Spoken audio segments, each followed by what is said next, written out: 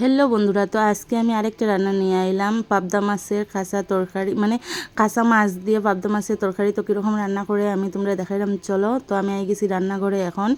তো এখন আমি রান্নাটা করিলেই তো দেখো এখানে আমি মাছটা খাটিয়া ধুইয়া রাখছি। এদিকে দেখো মাছের লেগে আমি পেঁয়াজ বাটা, জিরা বাটা আর কাঁচা লঙ্কা বাটিয়ে রাখছি। তো মাছটার আমি ফার্স্টে তেল আর লবণ আর একটু হলদি দিয়া মাখিলেমু। মাছটা মাখিয়া 10টা মিনিট রাখি দিমু ঢাকিয়া। তো দেখো মাছটা আমি মাখিয়া রাখছি 10 মিনিট। এখন গ্যাসটা জ্বালাইলেমু, গ্যাসটা জ্বালাইয়া তারপরে কড়াইটা বয়ালাম, কড়াইতে দিয়ে দিলাম সরষের তেল, তারপরে দিয়ে দিলাম পেঁয়াজ কুচি। তো পেঁয়াজটা একটু লাল লাল হইল, তারপরে মানে ভাজলাম আর কি লাল লাল করিয়া। তো তারপরে দিয়ে দিমু পেঁয়াজ বাটা। পেঁয়াজ বাটা দিয়ে একটু পেঁয়াজটা যাতে খাসা গন্ধ জায়গা তার লেগে একটু কষাইলাম পেঁয়াজটা ভালো করিয়া। তারপরে দিয়ে দিলাম লবণ আর হলুদের গুঁড়া, তারপরে কালার মানে জিরার গুঁড়া দিয়ে দিলাম।